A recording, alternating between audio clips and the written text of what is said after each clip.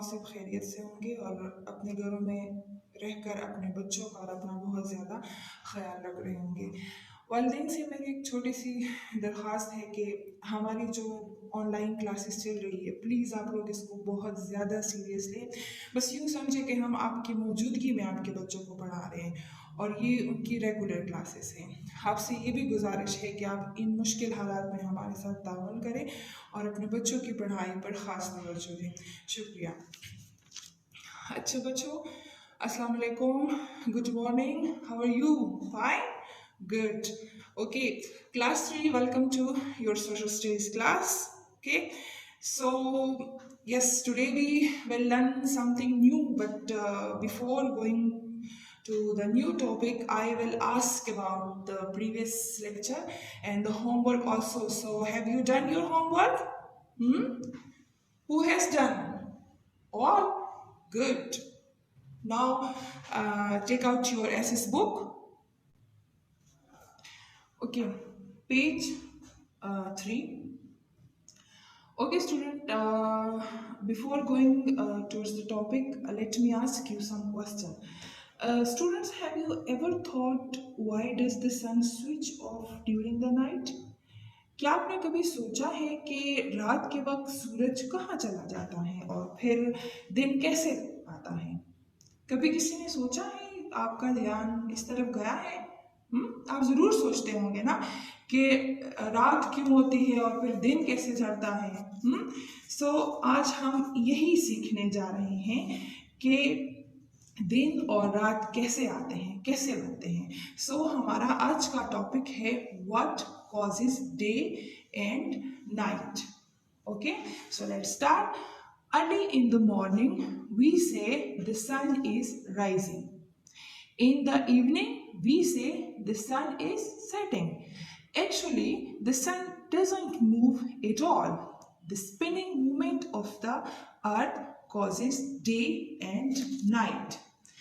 The day in that part of the earth which faces the sun, it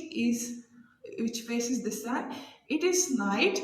On the other side that faces away from the sun, night time for us is daytime for people on the other side of the earth.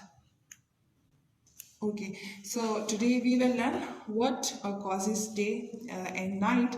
Student, this is actually the earth rotates or spin on its axis.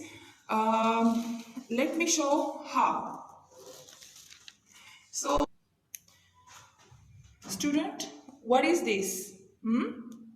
Yes, this is a globe. Okay, so now I will show you how the earth spin or rotate along its axis. This is the this mid one point. This is the axis of the earth. Okay, and I will show you how it spin. Okay, so look at here, the earth spin or rotate like this around its axis. So in this way the day and night come. Student, as I told you in the previous lecture, we have learned that the earth rotates or spin from west to east. Okay, it rotates from west to east.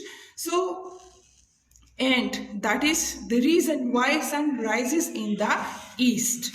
Okay, and look at here, this is west and this is the how the earth rotate. So sun rises in the east. Okay, and it is set in the west. is it? ऐसा ही है ना, सूरज मशरिक से तुलू होता है और मगरब में जाके फिर सेट होता है, गुरूब होता है, ऐसा ही है ना। So this is actually the rotation of the earth that causes day and night. Let's see how this happen. Okay student, can you see anything now? You can't. Why? Because it is dark, just like night. So let's switch on the light. Okay, students, so now can you see anything? Yes, because here is light, just like a day. Okay, now I will show you through an activity how the day and night are formed. Okay, so look at this globe. I will use a torch over here, which will just imagine that this is a sun and that is the earth. Okay, student, look at here. You can see here, student, earth का वो हिस्सा जो सूरज के सामने होता है, जैसे इस वक्त आप देख रहे हैं ये वाला हिस्सा जो है अर्थ का, ये सूरज के बिल्कुल सामने है। तो यहाँ पे क्या होगा? यहाँ पे दिन होगा या रात? यहाँ पे दिन, ठीक है। अच्छा, इसका जो ऑपोजिट पार्ट है अर्थ का, ठीक है, पिछला जो इसका हिस्सा है, वहां पर चूंकि वो इस सन के पीछे है, तो वहां पे क्या होगा? वहां पे रात होगी, ठीक है। फिर एज यू नो स्टूडेंट, मैं आपको बताती चलूँ कि अर्थ जो है एक्चुअली सन जो है वो एक्चुअली मूव नहीं करता, ठीक है। This is the earth which spin और rotate which change its position, जिसकी वजह से दिन और रात आते हैं, ठीक है। अच्छा, नाउ द अर्थ, चूंकि अर्थ स्पिनिंग कर रही है around its axis, the earth wheel spin. So what will happen, जो पिछला वाला हिस्सा था जहां पे रात थी, अब वो वाला हिस्सा जो है वो सन के सामने हो गया, तो वहां पे क्या होगा? डे। और जो जिस हिस्से पे डे था पहले, ठीक है, तो वो किस में चेंज हो जाएगा? वो रात में चेंज हो जाएगा। किसकी वजह से ये सब कुछ क्यों, कैसे हुआ, किसकी वजह से हुआ? क्या सन के मूवमेंट से ऐसा हुआ?